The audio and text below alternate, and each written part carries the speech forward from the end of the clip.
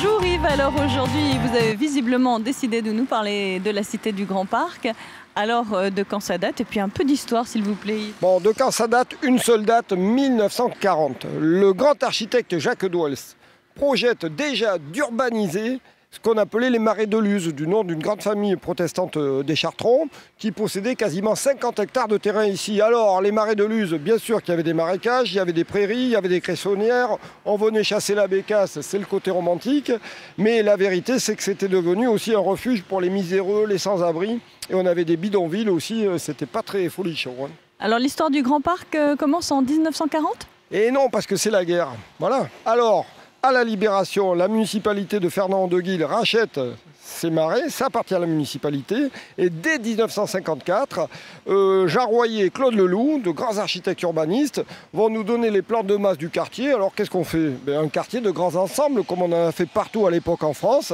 C'est-à-dire qu'on a 4 tours de 22 étages et 18 barres de 12 à 16 étages. Alors les bâtiments sont disposés de façon orthogonale, voilà. Et surtout, ils sont disposés autour de 10 hectares où on va planter des arbres. Et c'est comme ça que ça devient le parc, le grand parc. Parce qu'autour, on a encore 20 hectares de verdure en tout. Il y en a 30 hectares ici, c'est énorme. C'est ce qui donne son nom au quartier, le grand parc. Et c'est ce qui fait quand même, qui contribue à la qualité de vie, hein, voilà. Hein. Alors pour la verdure, le slogan de la brochure de l'époque qui vendait le Grand Parc, c'était de dire « Venez vivre dans la nature dans la ville ». Alors Yves, c'est vrai que nous sommes entourés de verdure, mais comme vous l'avez dit ici, avant il y avait des marécages, et construire tous ces immeubles sur une zone comme celle-là, ça n'a pas dû être tout à fait simple. Alors en ce qui concerne les travaux, ça a été pharaonique.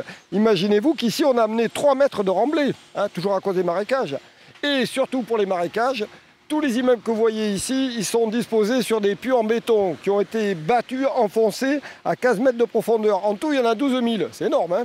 1961, ouf, Jacques Chaban-Delmas inaugure le Grand Parc. Voilà. Mais en réalité, il y aura d'autres tranches de travaux et ça s'arrête en 1970. Ça représente la bagatelle de 4000 appartements quand même, logements. Hein. Ben oui. Hein. Alors ce qui avait prévalu ici, évidemment, c'était la préfabrication, le béton, la standardisation. Évidemment, c'était très important ça. Hein. Alors la standardisation, c'était ça le progrès à l'époque ?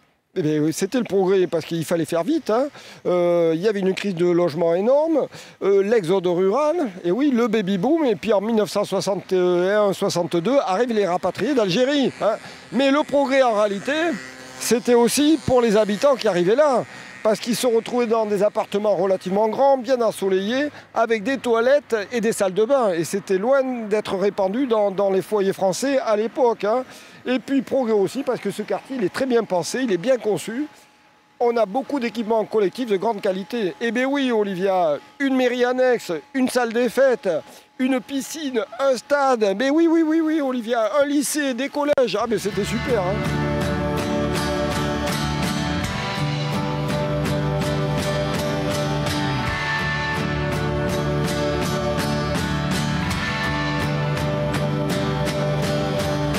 Bon alors Yves, vous venez de nous donner les dates et le contexte de la construction de la Cité du Grand Parc, mais il faut avouer qu'aujourd'hui cette architecture n'a plus trop la cote. Oui, allez, ça y est, je sens que vous allez nous parler des cages à lapins. Là. Bah oui, les cages à lapins, c'est bien comme ça qu'on a fini par les appeler, et en plus les cages à lapins, elles ont vieilli. Vieux cliché, Olivia. Vous n'allez pas tarder à vous rendre compte que ces cages à lapins, elles vont être transformées en superbes appartements. La citrouille va devenir un carrosse, je vous l'affirme. D'autant plus que ces immeubles ont été refaits dans les années 80 quand même, voilà. Et puis les équipements collectifs, que ce soit la piscine, la bibliothèque, les centres commerciaux, ils ont été refaits. Ça va bientôt être le tour de la salle des fêtes. Bon, on va pour la rénovation des équipements collectifs, mais bon, pour les immeubles, vous nous avez dit que ça date des années 80, ça fait quand même 30 ans, Yves. Alors là, vous avez entièrement raison, Olivia. Et c'est bien pour ça qu'on a entrepris de restaurer, de régénérer, de réhabiliter ces immeubles, Olivia. Et voilà. Bon, alors c'est une bonne idée, effectivement, de réhabiliter ces immeubles, mais concrètement, comment cela va-t-il se passer ? Eh bien, c'est spectaculaire, mais tout en étant très simple. On va flanquer contre ces immeubles des dalles de béton à chaque étage de 3,80 m de large. Dalles de béton qui vont être soutenues par des poteaux en béton. On va les agrandir tout simplement. Donc vous voulez dire que devant ces balcons, on va les élargir tout simplement de 3,80 m de largeur? Eh bien c'est bien ce que je veux vous dire. Et alors on va aller le vérifier de suite, Olivia.